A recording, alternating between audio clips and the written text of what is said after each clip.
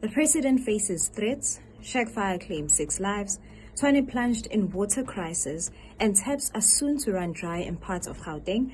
I'm Zandile Khumalo, and these are the stories that made headlines today. We begin with this story. The case against a 28-year-old man accused of threatening our country's president has been postponed to the 2nd of June. Sabelo Masango faces charges of cybercrime and assault.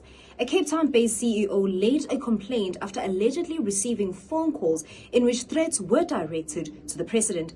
Aviwe Mtila, our reporter, has the details of the entire court proceedings.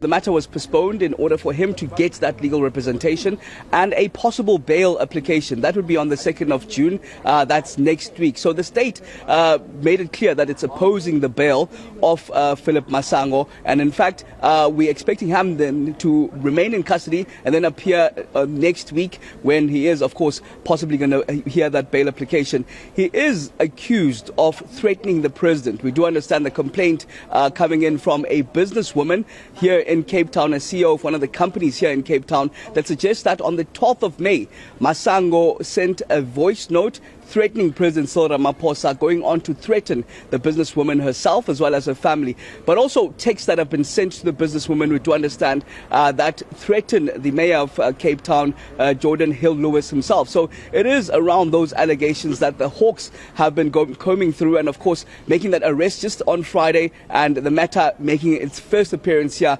moments ago at the Cape Town Magistrates Court. The presidency says it is closely monitoring the developments in the case as it continues. Standard protocol is that when there are threats made against president and political leaders of the country, the police will have to evaluate the extent of the threat.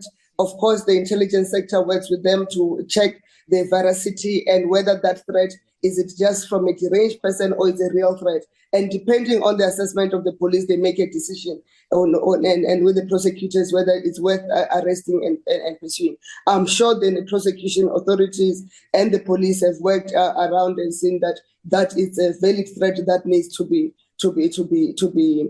followed up on. Maybe not necessarily against the president, but it might threaten the mayor directly, and we have the responsibility to protect.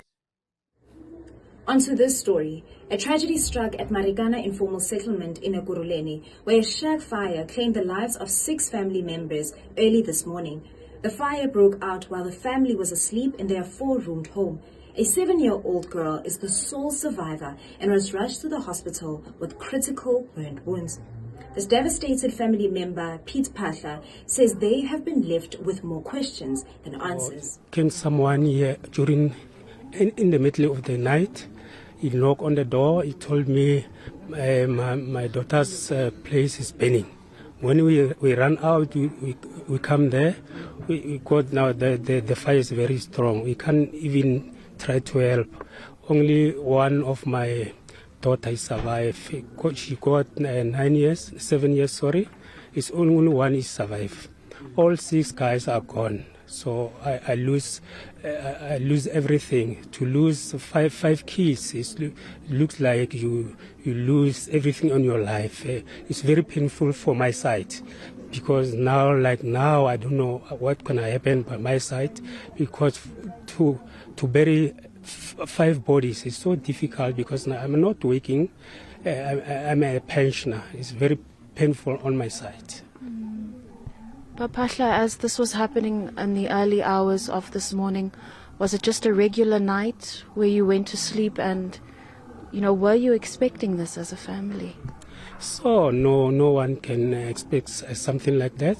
The things happen anytime, everywhere can happen. But now I don't know what is the cause of the fire. It's a big problem on my side, because when we came there, everything is burning. We can't even try to help everyone.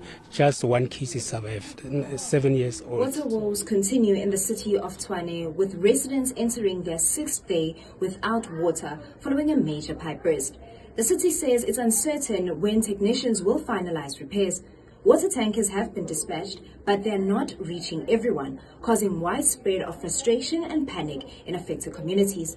Our reporter, Bafedile Moirani, has been tracking the story and provides these latest updates. What we know is that yesterday the authorities finished the repairs in one of the pipes that were identified. And now this morning, after opening water flow, they encountered another burst along the very same, a pipe. But it can be about a meter away from the first problem that was encountered in the past days. So if we look behind me here, we can see municipal officials now, they are digging up a hole there now as a point of their start to ensure that they reach that particular affected pipe. So it's still going to be a serious problem for the residents of Tshwane in areas that include Sunnyside, Arcadia, Pretoria CBD, among others, because at this point in time, the authorities have told us that they're definitely going to switch off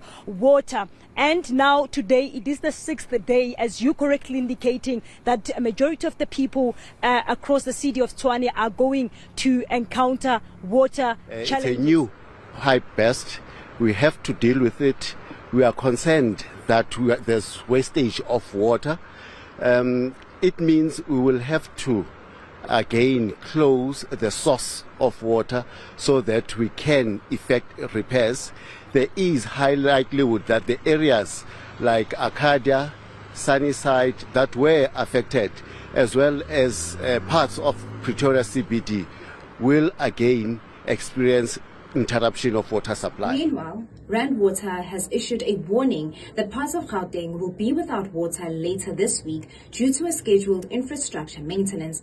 The maintenance is set to begin at 3 a.m. on 29 May and will run until 5 p.m. on the 2nd of June. Residents in Johannesburg, Ekurhuleni and Tshwane are urged to prepare for the 4-day outage as pumping capacity will be reduced in its systems. This is your eNCA Digital Daily News Wrap. For more on these stories, visit eNCA.com. Follow eNCA on X, Instagram, Facebook, TikTok and YouTube for more on these stories. Keep the conversation going until tomorrow.